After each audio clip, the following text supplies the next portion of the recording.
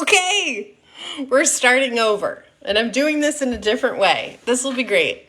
Hi, everyone. Sorry if you were on my last live stream. I gave a whole talk about my various amazing accessories and what Cameron and I did last night. We went out to a rock show. Did you even hear that part? Let me just tell you that part quickly because I'm feeling very sassy today, and I think this is why. So we went out to see a show.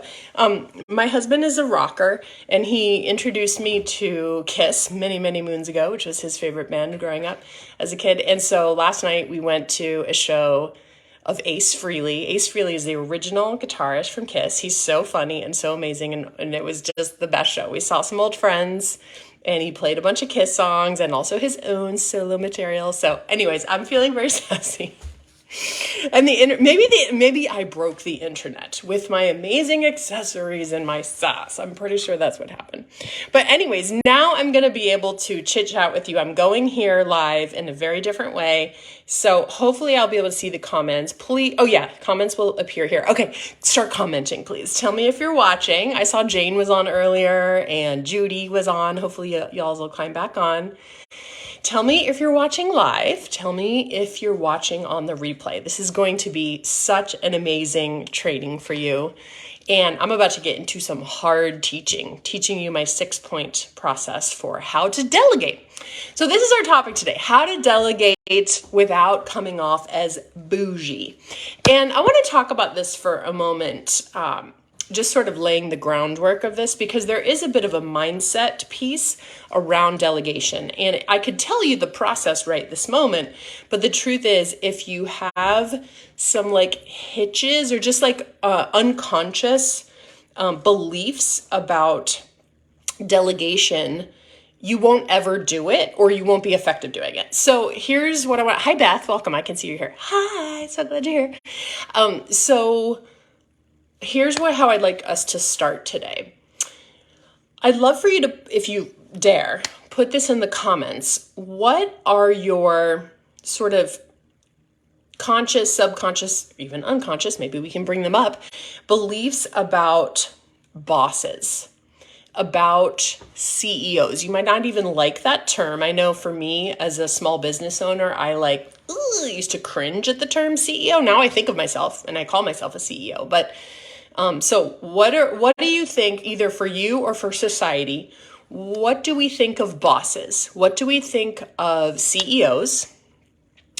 What do we think of, I'll just leave it at that. So write in the chat, and I'll share with you what many of my clients have told me in the past, and what is pretty obvious if you just dip your little energetic tendrils into the collective, that most people, hey Michaela, welcome, that most people think that bosses are selfish. They think that bosses are jerks. They think that bosses have no fucking clue.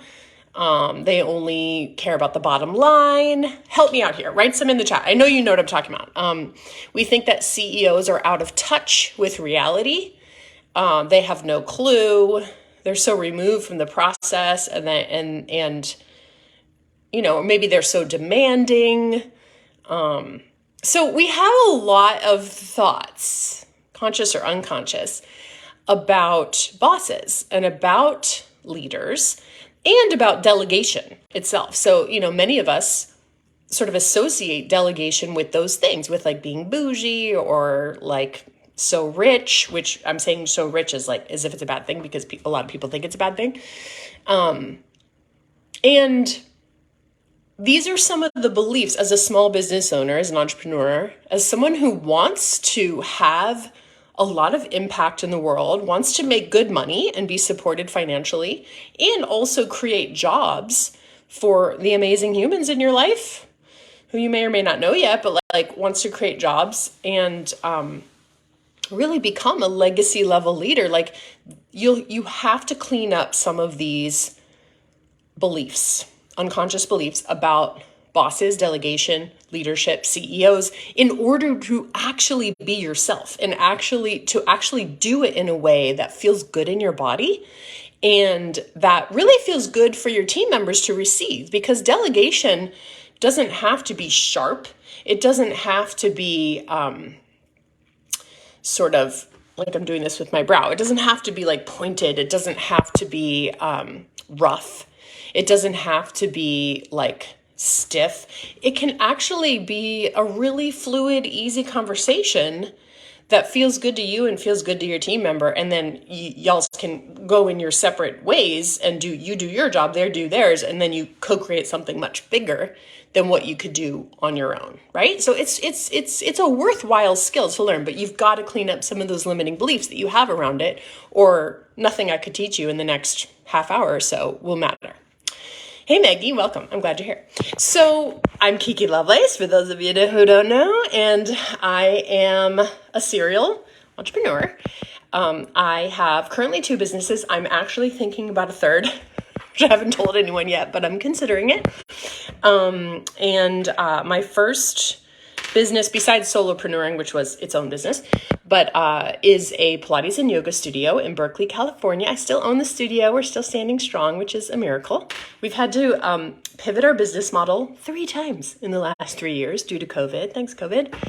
But we're still making it. It's happening. It's very exciting. And I also am a leadership and success mentor to my 6- and 7-figure plus business owner clients.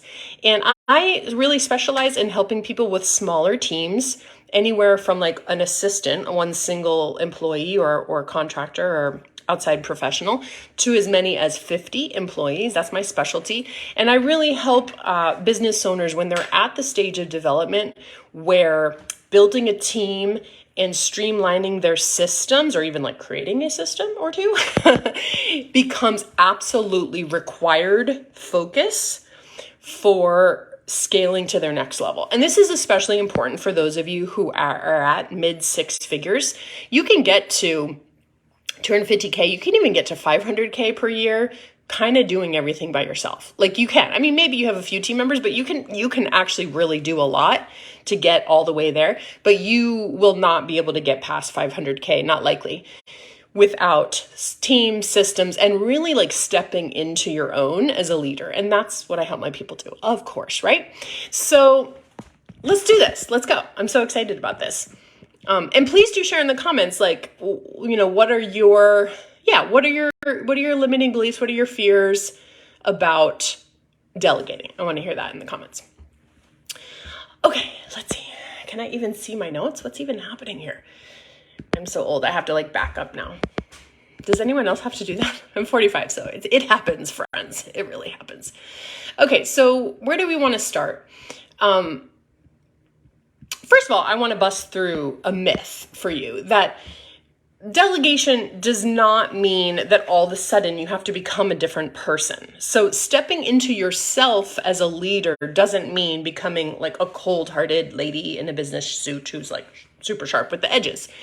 But as you mature as a business owner, you will come to see that artful delegation is not only a required skill for making your life easier so that you don't have to do every single thing, all the delivery, all the sales, all the conversations, all the marketing, all the customer service, all the account cleanup, all the back end admin. Like you actually have to learn the skills, like how to delegate, how to communicate, how to work well with others, which is actually like advanced humanity, right? It's an advanced humanship, how to work well with others. And of course you have to learn this.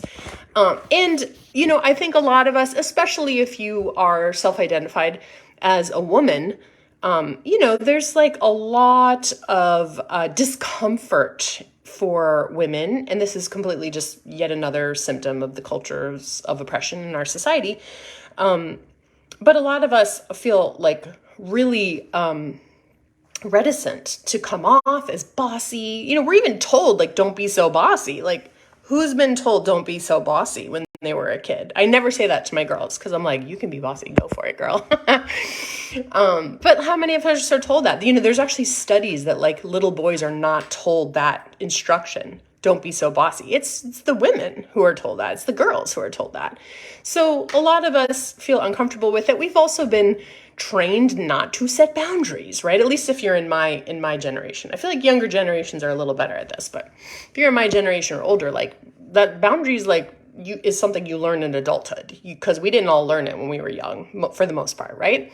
So this is like really uncomfortable stuff for a lot of us, but it's important that you develop this skill. And it's not just because it'll make your life easier. It's because you're going to make more money, sis. Like, you're going to make more money when you don't have to do every single thing, because you get to a point in business development where you literally, I mean, you're trying to do all the things, but you're doing all of them really poorly, quite frankly, if you're anything like me, because you can't do all the things. That is impossible. It's just a road to burnout. And when you're burnt out, when you're exhausted, when you're working those really long days, like those 10-hour days, which I completely remember, you cannot serve at your highest level. You can't think creatively. It just all, the weight of your business just starts to feel so heavy. You might even feel like you're starting to resent your business. You're starting to feel like maybe I should just sell it. Like, that's actually what happens. And that's why you need these skills, so that it can feel light again, and so that it can feel fun again, and so that it can actually grow, and you can grow in your income, in your impact, and in your time freedom, so that this becomes a sustainable thing for you to want more of. Yes, that is why we're doing this here. So what I want you to know, and here's the assumption I'd love for you to try on, like the belief I'd love for you to try on today, is that most employees love to be told what to do. So the whole story that like, oh my God, I don't know, I don't want to come off like that. No, I love to be told what to do, and I'm not anybody's employee except for my own. But like, I go to one of my Pilates teachers' Pilates reformer classes twice a week, because I love it when someone else tells me what to do. I can just relax my brain and just do a good job. Like, okay, it's leg circle time. Okay, it's frogs. Let's go, And your employees, for the most part, will actually really appreciate clear instruction, empowered training, and an ability to ask questions if they're confused. So a little bit of a feedback and conversation loop. And then they'll present to you like, hey, how'd I do? Most of them just really want to do a good job. They want to contribute. They want to be seen and appreciated. And they're excited to be a part of your organization, because let me tell you, there's so many people who want to be a part of a meaningful organization and have a great boss. That is like not a thing in most people's lives. They either don't have much meaning and they're just dialing it in, or they have a super shitty manager or super shitty boss. And like, that's not fun. So they're more than happy to contribute, especially as you step up your game as a boss and a leader. Yeah. Hi, Judy. You made it back. Good. I'm so glad. So, and I want you to know one more thing before I get into the 6-step process for delegating, that this process is applicable to you whether you have one assistant or many employees in different departments in your small business, in your company.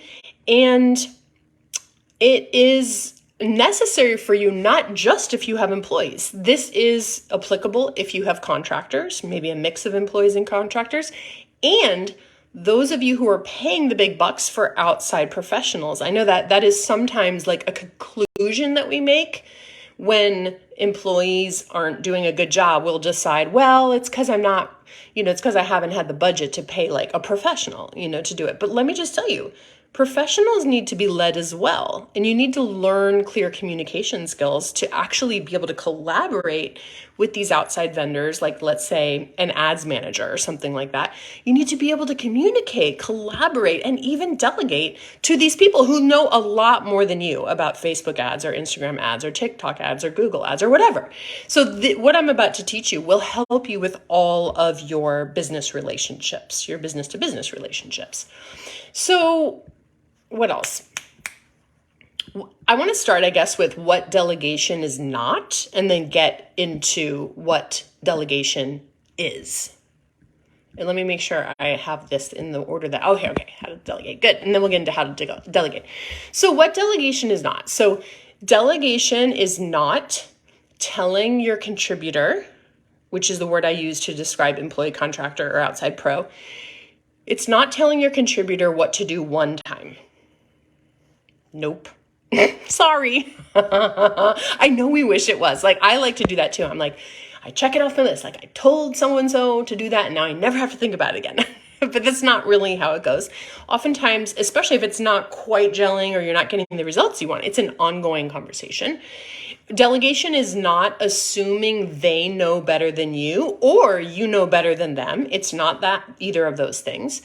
And it's not offloading your to-do list desperately because you're so exhausted and now you never want to think about it again. That's not what delegation is. That's not how it works. When you sort of give away your power in that way. And you're like, well, I hired a social media person. Like they know more about social media than me. And now they're going to handle it. They won't handle it without your direction, without your vision, without your communication, without your collaboration. So this is what it is. Let me tell you what delegation is. It is one, training someone on a process that you've already mastered. Many of you have been in business for many years now, and you actually, in spite of what you think, you actually do have a lot of systems. You have a lot of processes that you do. You do them so much that you don't even realize it's a process, but it is. And when you start codifying it, and like making it into a video training or maybe like a checklist and telling your contributors what it is, this is a perfect way for you to delegate things that you do so often and you just don't need to do them anymore because anybody could do them, right? Delegation could also be co-creating with your contributor a new process, a new system, or a new strategy. So delegation is co-creation in some cases. Delegation is always ongoing conversation. It's ongoing conversation about what is working, what is not working, and what to try next. Because building a successful business is a grand experiment. It is always a grand experiment. You're always testing this, tweaking this, and the more you test and tweak and experiment, the quicker success you'll have. So keeping all your ideas up in your head is not going to bring you success. Test, test, test, tweak, test again, keep trying, keep failing, and you will be successful. That's pretty much the formula right there. It's very simple, but it's hard to implement for a lot of us. So what else is delegation? Delegation is answering questions that your team members have without it being loaded, because it just doesn't have to be loaded. Even if you think you've already told them 20 times, if they have a question, just answer their question. A lot of us leaders think we're being clear, and we're not. I mean, sometimes you verbally can say it and you think it's clear, but people just hear it in a different way. Sometimes it's just about communicating in a different way. Like maybe you say it out loud, but now it's time for you to write it down. Like sometimes it's just a matter of communicating differently so that your contributor can really understand what the idea you're trying to get across. But yeah, it's answering questions. That's part of delegation. Delegation is also clarifying boundaries and expectations. That's a part of delegation, clarifying boundaries and expectations without it being so loaded or so emotional. It's just not. And if it is for you, so that is like a soft leadership skill. How do you communicate boundaries and expectations without it being loaded for you or for the person? Delegation is also mentoring your contributor, even if they are more advanced as you or more knowledgeable. I just want you to, this might feel like a stretch for some of you because you're like, I don't know anything about that though. But no, it is mentoring your contributor to become a better problem solver, leader, and manager or communicator, even if they know more than you about the topic. It's also about modeling that and in some cases mentoring them in that. And it's about looking for your contributors to take on increasing levels of responsibility, increasing as the years go by, because, by the way, Dream Team contributors love more new. They love something new. They love learning new skills. They love increasing their knowledge. They love contributing in new ways.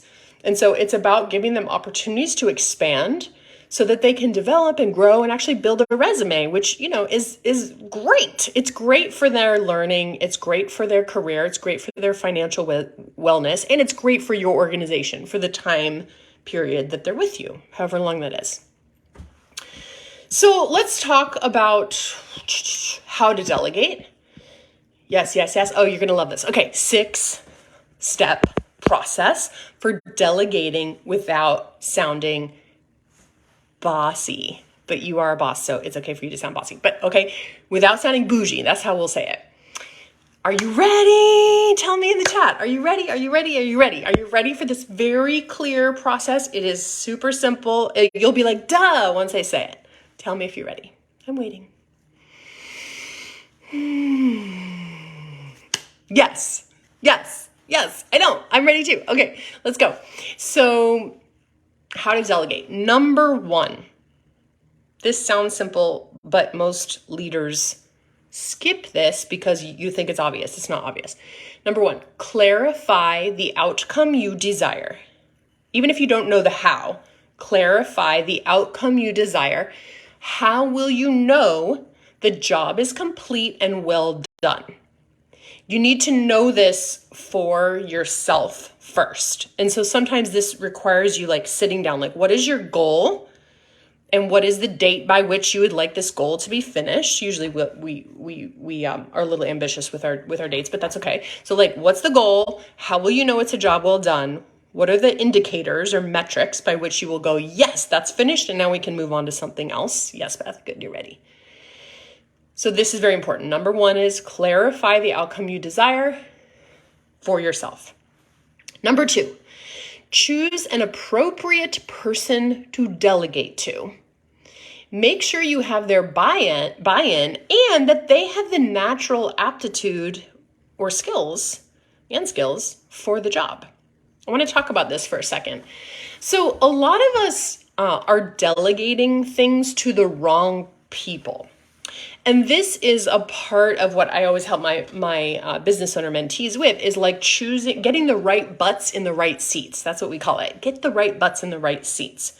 So I want to give you an example because I am a Pilates and yoga studio owner. I work with lots of studio owners or wellness, fitness business owners, as well as coaches. And I work with marketing agency owners and all kinds of different business owners. But yeah, of course, I attract so many Pilates and yoga studio owners. And what I notice all the time is that these owners are driving themselves crazy trying to get their Pilates or yoga teachers to clean. And I just want to save you the drama. They ain't gonna clean. Stop trying to get them to clean. That job is misaligned for them. That is an incorrect person to delegate cleaning to, unless you have a Virgo on your team who loves cleaning, in which case you can ask this person, this Virgo, would you be interested in a part-time paid position to clean the studio for an hour a day, 5 days a week, or whatever it is? And this is how much I'll pay you. It's different than your teaching rate, of course, right? But this is how much it's the paid, and this is what the schedule would be. And here's the list of what I would want you to do to complete a job well done. And then that person, that Virgo, will go, oh, fuck yes, I need some more work. That sounds great. But you cannot assume that your teachers want to do this, will do this, or will be any good at this, because they did not go to yoga teacher training to learn how to clean a studio. So this is so important. You must choose an appropriate person to delegate to and make sure you have their buy-in. So ask for consent, ask for permission to delegate. I always do that with my employees. I don't assume. I say, hey, I have this extra thing, and if the pay rate is different, like, here's how much I'll pay you. And I ask them, do you have the bandwidth to take this on right now? And then I get their buy-in. And if they say no, I'm like, okay, I'll find someone else. And if they say yes, I'm like, okay, let's have a meeting and I'll talk to you about it. So let's talk about the next part. Here we go. Number 3, communicate the task or project, the duty, as clearly as you are able. I just want to say, sometimes it's like we're not really able, but just as clearly as you are able. And this is very important. Tell them what the job is and why it's important. Why it's important to the customer experience, why it's important to the team's experience, why it's important to the bottom line, why it's important. When you communicate clearly the what and also the why, your team will be more invested. They will perk up their ears and listen more intently and be more excited about producing the results when they understand the why. That's a very important communication tip for you all. Yeah, and I also want to say that sometimes we don't actually know the how. We need to delegate something that we don't know how, and we want to choose someone on the team who's actually like really good at that. So I'll give you an example. Like one of my former assistants, my first virtual assistant for my coaching business, Shelly. She might be watching. Hi, Shelly. Hi, Miss Catwings. I miss you. Shelly is super organized and very systems oriented, unlike me. I am not organized and I am not systems oriented. I've learned how to ally with systems and I'm actually very good at creating them now, but like my brain doesn't automatically go there. Okay. And so I hired Shelly, and I said to Shelly, I'm not very good at this, but this is what I would like. I would like to have very clear client or onboarding process. Like, and it's my onboarding process currently with my coaching clients is a bit hands-on. There's a little bit where I close the sale in the DMs or in my emails after some conversing with my prospect and make sure it's the right fit and make sure that their application all lines up with what I can help them with. And then I tag, my assistant to do this. Anyway, so Shelly helped me codify the process and actually wrote it into an SOP doc. SOP stands for Standard Operating Procedures. And that SOP doc is now used by my current assistant, Mariana, and it's been updated over the years, of course. Our process has changed a bit and evolved a bit, but this is absolutely part of it, is that you can communicate that you don't know how and that you need their help figuring out how. That is part of number 3. So you either communicate exactly what you want and how you want it, if you know, or you say, here's what I want, but I don't know how. Can you help me figure out how? Let's experiment over the next 3 to 6 months. And then we can circle back and write it all down in the SOP. So I'll get to that in a moment. But number 4 is very important. Number 4 is be available to answer questions and mentor them to find their own solutions, because you don't often know what the solution is in this case, right? If you don't already know the process. So mentor them and be available to answer questions. This is why I highly recommend for every single small business owner that you have a regular team meeting rhythm with your key contributors. And I teach all these skills, of course, in my Embodied Leadership Mastermind, in the Embodied Leadership System. All the modules is here are some sample agendas. Here's how to run a team meeting, because a lot of us don't know how. And here's how often I recommend you meet with your various people, because that's so very important. But you must be available to answer questions, to help them get clarity, to just give them feedback. Oh, that sounds good. I like your idea. That's good. Let's keep going with that. Or, oh, that won't work. I've tried that in the past, and here's why I decided that wasn't going to work. Okay, now number 5 is very exciting. You will love this part. Instead of you documenting the SOP and putting it in your little Google Drive folder that is an SOP library, is what we like to call it in my business. After the person has figured it out and is doing it for a few months, ask them to put it in your SOP library. It's not your job to do it. It's the person's whose job it is to add it to the SOP library. And then, oh my gosh, when that person gives notice, which, they may or may not do, but someday you're going to, first of all, you both will be extra clear on how to do it and how to support each other. But also when they hand off their position to the next person, because they're moving on or they're moving out or whatever, then you have this whole SOP library and you don't have to start from scratch. And you didn't even have to create it. This is so genius. Oh my God, it's going to save so many of you so much time. And then number 6 is repeat, repeat, repeat. Repeat the steps 1 through 5 many, many times, all the time in your business, because delegation is not a single conversation, but it's an iterative process that changes over time as your business matures, as your business changes, as your offers change, as your sales process gets a little more dialed in, as your marketing team really gets in the groove of their process. SOPs change over time. Delegation changes over time. It's an ongoing conversation. Yes. So let's talk a little bit about how to know what to prioritize, because oftentimes when people come to me, business owners come to me, even if they're at the 7-figure plus mark, entrepreneurs, even at that stage, are often still spending way too much time putting out fires all day long, answering way too many emails, which is unnecessary. You can absolutely have systems that allow your team members and even your clients, if you're doing delivery, to get their needs met without emailing you. So, but a lot of my people are spending a ton of time putting out fires, answering emails, solving problems, and that's not really your job. So, but you might feel kind of overwhelmed, like, well, what do I even start with? So can we talk about what to delegate at work? So here's the first thing to delegate. The first thing is any admin stuff that you're still doing. You can train someone how to do that. You do not need to be doing that. And honestly, it's dimming your visionary brain, your ability to create, and your ability to make more money. So that's the first thing to delegate, is all the admin stuff you don't like doing. That might include new client onboarding. Many of us are very hands-on in ushering a new client in, right? I know this very well in both my businesses, but there comes a time where you just don't have to have your hands so much on that process, because it's a process that hopefully is happening pretty often. Someone else can learn how to do that, how to hold that, or you could even automate parts of that, right? Or probably eliminate parts of it. You might not have to do all the things that you think you do to skillfully onboard a new client and make the client feel safe and comfortable with their investment, which is like a thing. You have to make the client onboarding process is very important, but it doesn't need to have your hands on it.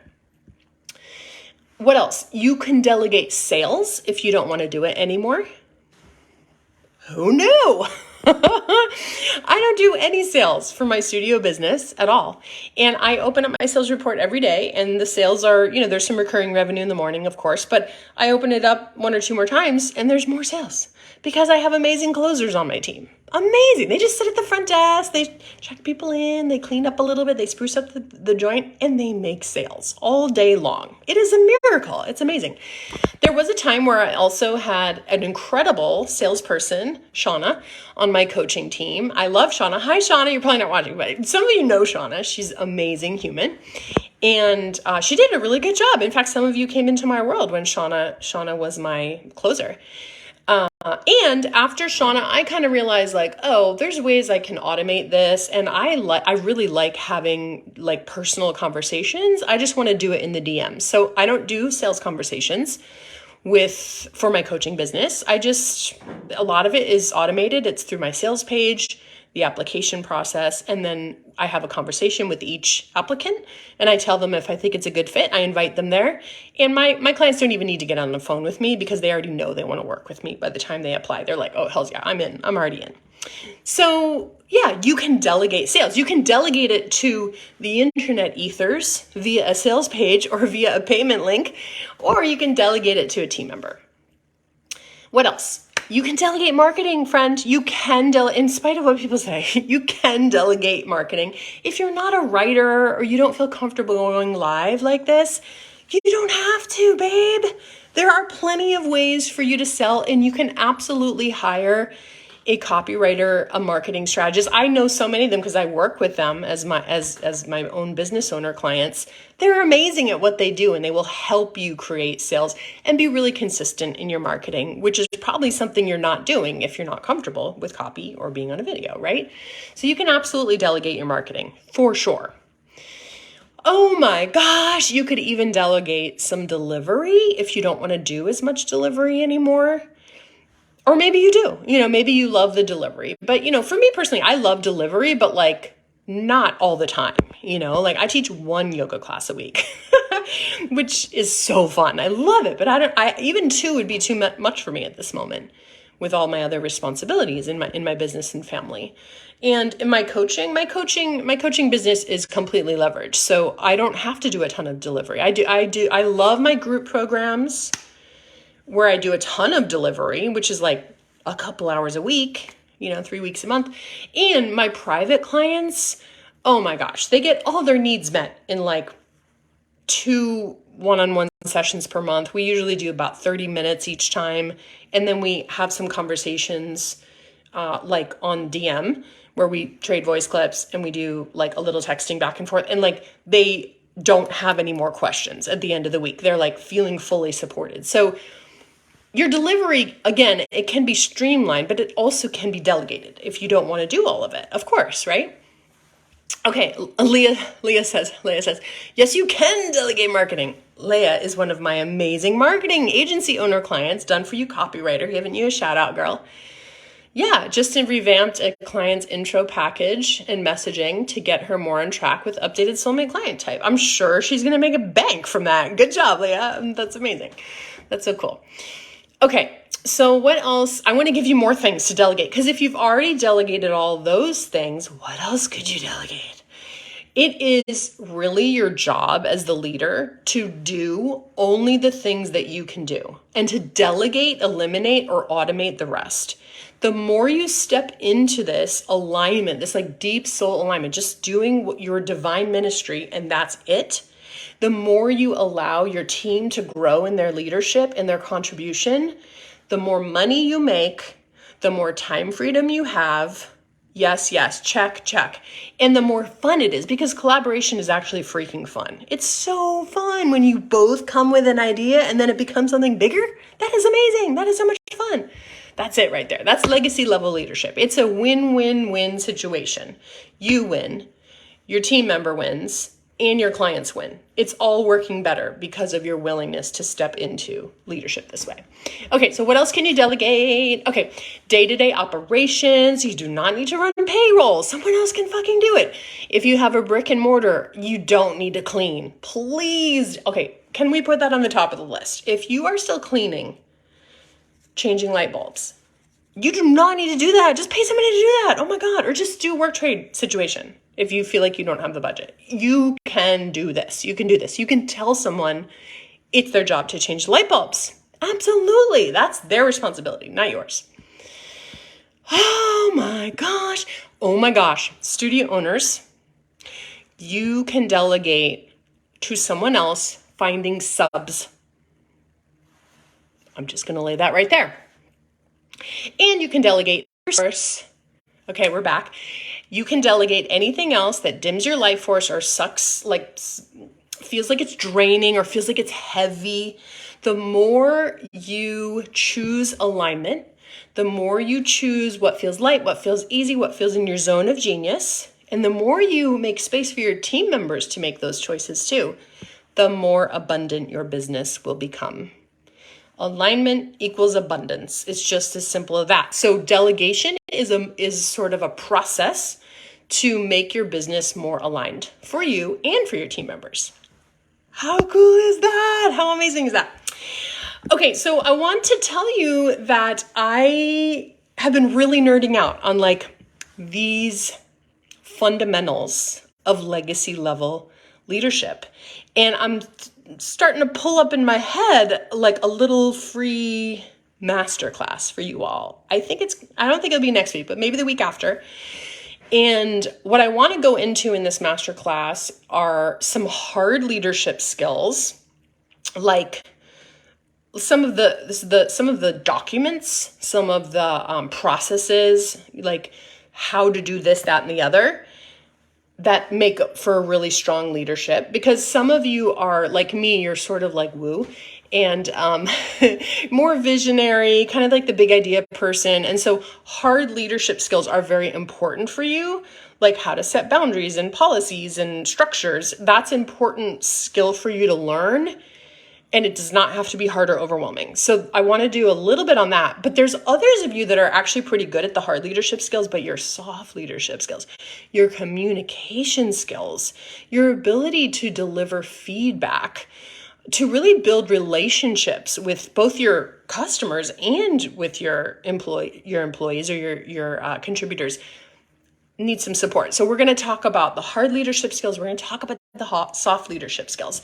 And I'm not quite ready to have enrollments in this, but I would love for you to put in the comments below, interested. Just write that in the comments below if you're interested in this free masterclass, Legacy Level Leadership, and I will make sure my team lets you know, or I'll let you know when it goes live. And then you can join us because it'll be on the Zoom, and I'll deliver some of this training like today, like I did today, but then there'll also be some Q&A time. So you'll actually be able to ask me questions about your current business, about your current team members, about how to communicate better with them, how to address misalignments, or whatever your questions are. we'll talk about it. So put interested in the comments below and we'll let you know when registration is live. I hope you enjoyed this. I'd love to hear your takeaways. Write those too in the chat and I'll talk to you real soon.